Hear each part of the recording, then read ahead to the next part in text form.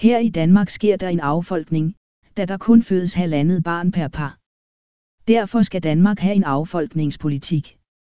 Det kunne for eksempel være: stop affolkningen med et skift fra en udelt, institutionsrettet skole til en todelt, individrettet skole.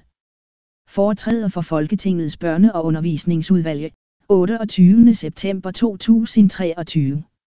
Udarbejdet af Allan Tarp, forskeruddannet konsulent ved Mellemskolen.net. Mange tak, fordi jeg har fået foretræder for Folketingets Børne- og Undervisningsudvalg. Jeg henvender mig, fordi jeg tror, at den nuværende affolkning i Danmark kan stoppes ved at ændre vores skolesystem fra at være institutionsrettet til at være individrettet. Så baggrunden er den, at alle politiske partier burde kunne løse landets og EU's 3 største problemer. Affolkning, på grund af et for lavt fødselstal. Misbrugt af de unges individuelle talenter, i den institutionsrettede folkeskoles fællesklasser. Skovafbrænding på vores kraftværker. Og alle politiske partier burde derfor kunne tage ejerskab til at kræve nedsat 3 kommissioner, dels af Folketinget, men også af partierne selv, for i en globaliseret vidensøkonomi tilhører fremtiden partier med egne videnspaneler. En affolkningskommission, til at stoppe den nuværende affolkning.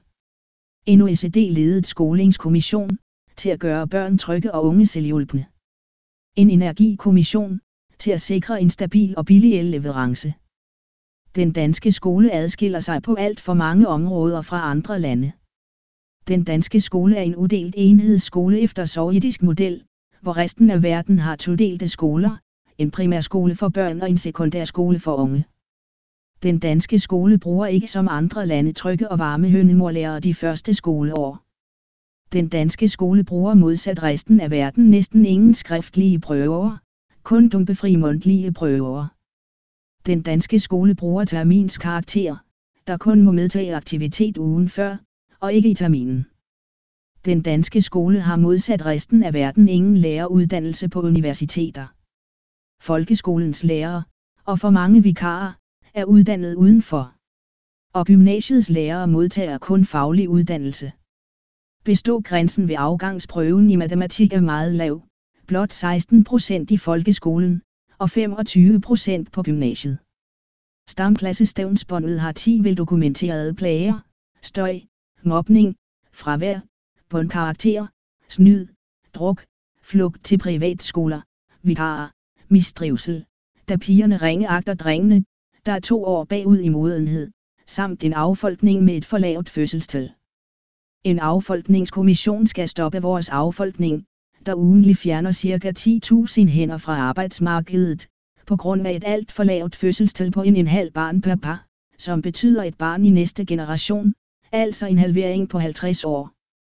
En sådan affolkning medfører et tab af national og international indflydelse, da ingen ønsker at høre på den, der er på vej ud. En stabil befolkning kommer ved et fødselstal på 2,1 barn per par, som i USA. Stabilisering kan opnås ved at pålægge befolkningen fødepligt og kuldpligt, 3 børn per kvinde, og 2 kuld eller 2 koner per mand. Det ønsker naturligvis ingen. Men så alternativet, at skolen skal gøre de unge selvhjulpne, så 25% af de offentligt ansatte kan overføres til den private sektor. Dette ses nemt ved at sammenligne Afrika og Europa og USA. Afrika har få offentligt ansatte og et højt fødselstal. Europa har det modsatte, kun USA har en balance. Så Europas affolkning skyldes overinstitutionalisering. Modsat kan USA nøjes med få og slanke institutioner, ved at gøre de unge selvhjulpne med et individrettet skolingssystem, der anerkender den unges individualitet. En skolingskommission ledet af OECD skal nytænke dansk skoling hele vejen, fra førskole til forskerskole, og bygge på OECD's Learning Framework 2030, hvori det hedder, at fremtidens skole skal forpligte sig til at hjælpe den unge med at udvikle sig til en hel person, der kan udnytte sit potentiale og bidrage til at forme en fælles fremtid. For at gøre den unge til aktør, skal skolen anerkende den unges individualitet. Det gør den unge selvhjulpen. Modsat har Europas skoler stævnsbånd til årgangens stamklasser, der er rettet mod de institutioner, som visner på grund af arbejdskraftmanglen, som skyldes det lave fødselstal, som den institutionsrettede skole er skyld i, fordi den ikke gør de unge selvhjulpne, men afhængige af stadig flere velfærdsinstitutioner. 2 studieture kan inspirere til nytænkning. En studietur til Skåne for at studere en todelt skole, med hønemorlærer de første skoleår, og med universitetsuddannede lærere. Samt en studietur til Ontario, og Buffalo, eller New York. Men denne gang som etnografer, der bliver siddende i samme klasseværelse 2 dage i træk, for at opleve chokket på egen krop. Nej, læreren forlader ikke lokalet når det ringer, han bliver, de unge forlader lokalet. Og nej, de unge går ikke i samme stamklasse, men på forskellige selvvalgte boglige og praktiske halvårshold med en mester, der kun underviser i sin spidskompetence. Og nej, næste dag er ikke forskellig fra den forrige, for de selvvalgte hold er daglige, så man kan få hjælp på klassen. Og nej, der findes ikke mundtlige prøver, hvor alle kan bestå med ledende spørgsmål, alle er skriftlige, og kan tages om. Og nej, alle består ikke, man dumper hvis man ikke får 70% af de tildelte point for fremmøde, aflevering, samt ugeprøver og månedsprøver. Og nej, man har ikke stævnsbånd til årgangens stamklasser, hvor drenge er 2 år bagud i modenhed. Og nej, man mistrives ikke, da holdet er selvvalgt. Og nej, man behøver ikke skifte skole for at komme væk fra klassen, for dagligt skifter man hold 5 gange, og hvert halve år skiftes alle hold, og det sidste halvår kan man tage collegehold. 2 straks indgreb vil kunne forbedre den danske udelte institutionsrettede skole. Det første straks indgreb todeler enhedsskolen som i resten af verden, en primær skole for børn med hønemorlærer i de første klasser. Samt en sekundær skole for unge, gerne med selvvalgte boglige og praktiske halvårshold som i USA, men i hvert fald med et pauseår før 7. klasse til drengene, som her kan udvikle deres regnetalent på praktiske opgaver inden for det tekniske STEM-område. I en todelt skole vil lærernes arbejdsglæde stige, da de nu kan vælge mellem børn eller unge. Så vil halvdelen af de nyuddannede lærere ikke mere være væk efter 5 år, som på den nuværende udelte skole. Det andet straks indgreb er en skriftlig stopprøve efter første år på gymnasierne. Mange følger blot vennerne ind på gymnasiet, hvor mundtlige prøver sikrer, at alle gennemfører, så skolen kan få sit fulde taxametertilskud. En skriftlig stopprøve med 2 forsøg vil vise den unge, om talentet er bogligt, eller udvikles bedre på en praktisk erhvervsskole. En individrettet skole kan gøre hver anden dreng til ingeniør, som 22-årig. Den førende klimaforsker, Hans von Storch, betvivler, at klimakrisen er en krise.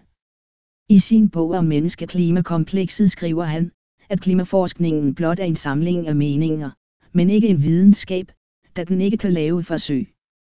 I stedet skal skolen producere mange flere ingeniører til at opfinde nye teknologier, der kan stoppe naturens uddøen.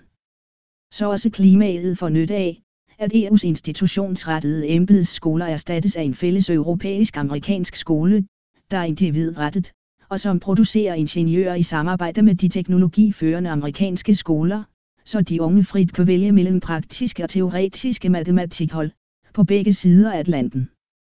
En samlingsregering hen over midten bør naturligvis nedsætte kommissioner for alle vigtige velfærdsområder, herunder især skolen, med en OECD-ledet skolingskommission, til at nytænke dansk skoling hele vejen, fra førskole til forskerskole. Det mindste man kan gøre er, at bruge landstingssalen til en høring om det amerikanske individrettede skolesystem, med selvvalgte daglige, boglige og praktiske halvårshold. Og dets ligheder og forskelle til det danske institutionsrettede skolesystem, hvor stævnsbånd til årgangens stamklasse skaber de 10 veldokumenterede plager, hvoraf det største problem er vores affolkning, som USA netop undgår med sin individrettede skole. Blot et enkelt medlem af Folketinget kan arrangere en sådan høring. Der gerne må efterfølges af en høring, der spørger, kan erstatningen af teoretisk matematik med praktisk matematik gøre hver anden dreng til ingeniør som 22-årig, og dermed hjælpe til at stabilisere både klima og befolkning. Mange tak for udvalgets 2 spørgsmål. Det første spørgsmål lød, regeringen har planer om at frisætte institutionerne. Du foreslår vel nærmest det modsatte. Det andet spørgsmål lød, Polen har opnået store forbedringer ved at erstatte et todelt skolesystem med en enhedsskole. Hvorfor skal vi så gøre det modsatte? Når man ønsker at frisætte institutionerne, bør man nok skelne mellem de forskellige institutioner, og mellem individ og institutioner. Endemålet er vel mere frihed for individer, inden for faste institutioner. Og med hensyn til institutioner er der forskel på for eksempel ældreplejen og skolen. I ældreplejen er det ofte den samme pleje, der skal ydes gang på gang. Modsat er det i skolen ikke de samme emner, en klasse skal undervises i at lære, gang på gang. Læring bygger på fremdrift, progression. Og der vil så opstå problemer, hvis forskellige skoler vælger forskellige rækkefølger. Ligger Brøgreningen i 5. klasse i Ribe, men i 6. klasse i Viborg, bliver eleverne let stavnsbundet til den udelte, institutionsrettede, skoles stamklasser. En frisætning kan derimod let gennemføres på en todelt, holdopdelt, individrettet skole som i USA, der de første skoleår tilbyder børnene en hønemor-lærer, som er alene med klassen, og derfor ikke skal forhandle progression med andre lærere. Samt tilbyder de unge selvvalgte boglige og praktiske halvårshold med en mesterlærer, som også er alene med sine hold, der oven i købet kan tilbydes i flere varianter, for eksempel både boglig og praktisk brøkregning, så alle unge kan lære emnet ud fra deres individuelle intelligens. Den amerikanske skoleform er derfor den ideelle form, og måske den eneste, til at frisætte både primærskolen og sekundærskolen. Og den bør derfor undersøges nærmere, både gennem min høring og gennem min skolingskommission. Europas forskellige skolesystemer har uden tvivl forskellige kvaliteter. Men de er alle institutionsrettede, da hele Europa går ind for mange og store velfærdsinstitutioner. Som dog i stigende grad mangler ansatte, da hele Europa har et meget lavt fødselstal på, eller under, 1,5 barn per par, og som derfor er godt i gang med at affolke sig selv. Hvilket USA undgår med et individrettet skolesystem, som gør de unge selvhjulpne, så de senere kun har brug for få og slanke institutioner. Affolkning er et alvorligt problem. Det medfører tab af indflydelse, da ingen ønsker at høre på den, der er på vej ud. Og det medfører tab af kvalitet, på både offentlige og private virksomheder, når der kommer 1000 nye, ubesatte jobopslag hver uge, altså ca. 50.000 på årsbasis. Det er derfor mit håb, at hele udvalget, eller i det mindste enkeltmedlemmer, snarest vil arrangere en høring om forskellen på et udelt, institutionsrettet skolesystem, med stavnsbånd til stamklasser, og sammen med lærere, som måske er uddannet i det, der undervises i, og hvor halvdelen er væk 5 år senere. Og et todelt, individrettet skolesystem, med selvvalgte boglige og praktiske halvårshold, og sammen med en mesterlærer, der stortrives i sin stamklasse. Som referencer kan jeg anbefale 2 OECD-rapporter. En klimabog af H. Stork. 2 bøger om et postliberalt samfund af P.J.D.N. En bog om skolen sociologisk set af M. Foucault. Mine 2 e-bøger, Skolemiraklet 2030, individrettet og intelligent, og Matematikmiraklet 2030, brug barnets bundtal. Samt min YouTube-video, linjeopdelt eller blokopdelt skole. Her i Danmark sker der en affolkning, da der kun fødes 1,5 barn per par. Derfor skal Danmark have en affolkningspolitik. Det kunne for eksempel være: stop affolkningen med et skift, fra en udelt, institutionsrettet skole, til en todelt, individrettet skole. Se detaljer på www.mellemskolen.net.